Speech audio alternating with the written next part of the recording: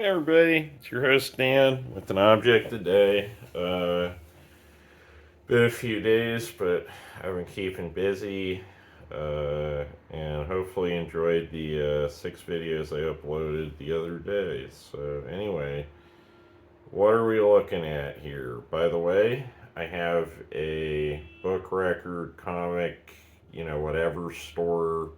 It's in upstate New York. It's in Ballston Spa, 1509 Saratoga Road. We're open Wednesday to Sunday. Come by, say hi. If you got stuff you're looking for, we got a lot of stuff. So contact me via Instagram if there's particular stuff you're looking for. Anyway, so back to the main feature here. So what are we looking at? So this is a program that was handed out if you went to go see the Disney movie Fantasia when it was originally in the theater in 19 I want to say it was 1940. Yeah, a little bit of wear to the cover just to kind of get an idea. This is something I'm pricing.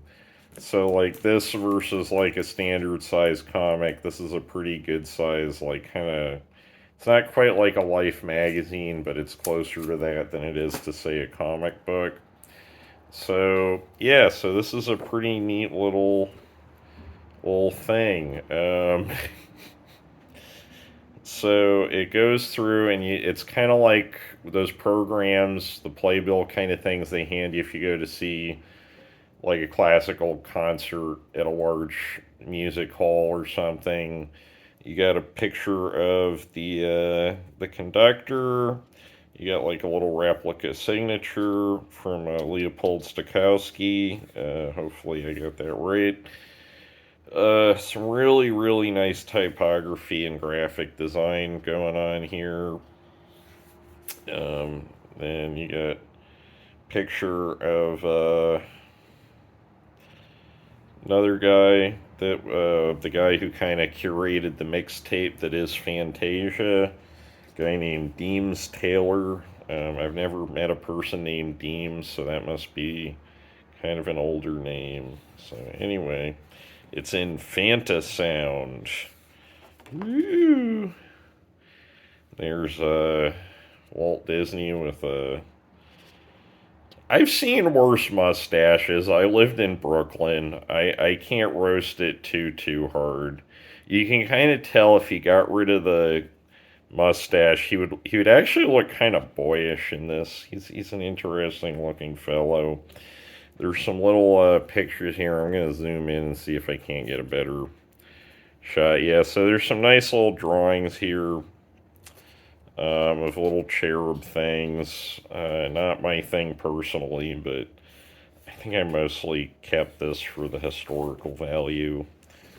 And I think I might have missed a page at the very beginning because there was.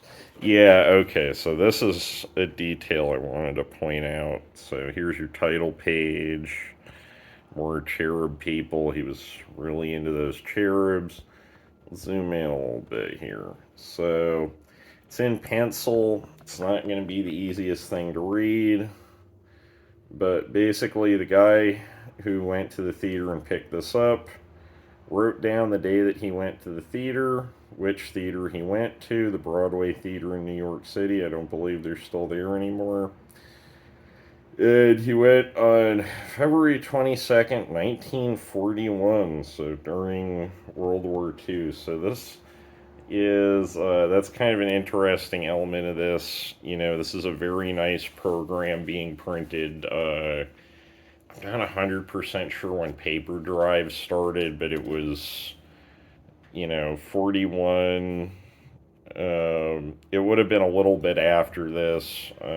There's a fair number of these that survived, but you just wouldn't see this kind of liberal use of paper for the next few years. And like a lot of books that you get, it'll be like a hardcover for like from that period of like 42 to 45. Like I've had a lot of copies of like Heidi, where it's just the cheapest newsprint imaginable. Looks kind of nasty. It's just not a nice book, but that's what happens when you're paper rationing. So, Anyway, moving on. Got your pictures, and then there's a nice little write-up on each of the pieces of music that's used. You have what I presume is some production art that shows up, like original paintings that were probably used to kind of map out the sequences. If I had to guess, let me zoom in on that caricature Walt Disney. That is funny. Um, Not a very nice rendition of him, honestly. But I don't know. He seemed like he was probably a little bit of a he would crack the whip. But these paintings are gorgeous. You know, over here a little bit, you got Mickey as a dancing girl, I guess. Mickey by his satanic majesty's request, anyway. And yeah, you get more of this. And it has like the individual director credits for the different sequences. It's a nice little book. I kind of wonder. I've had a lot of home video versions of Fantasia, and I don't remember seeing like a repro of any of this stuff in them. If anybody knows if this was like reprinted in some form later, I'd be curious to know about that. You got like a little picture of the orchestra. I'm going to zoom back out. You got some really nice painted. That almost looks like a Frazetta. Some dinosaurs. Who doesn't like a good dinosaur? And it's just a really, and it's funny to think like, because I've never received anything quite like this when I've gone to see a movie in a movie theater. They would sell those like kind of programs for movies in the early 90s. Like the one I remember mostly was the Batman one for the Michael Keaton Batman. But that was like comic size. I think there was a magazine site. Kitty, what are you doing? Anyway, cat life. Hashtag cat life. More wood nymph stuff.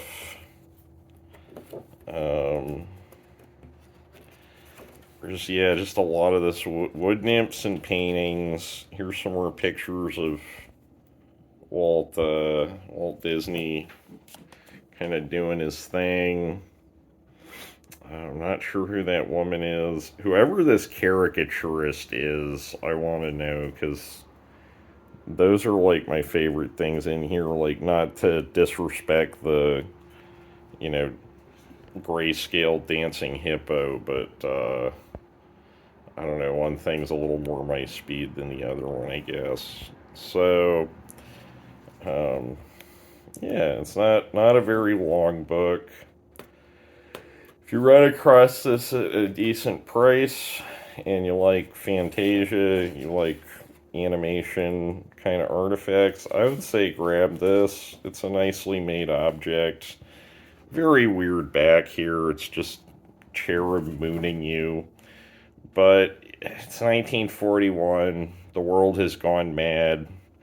I'll give it a pass. Anyway, this has been an object today. I'm still Dan. Silver Factory Books and Records is still in Ballston Spa, New York. If you want to see more stuff like this, if you want to meet the creator of this show, we're open Wednesday to Sunday. Come by, say hi. All right. See you later, peeps.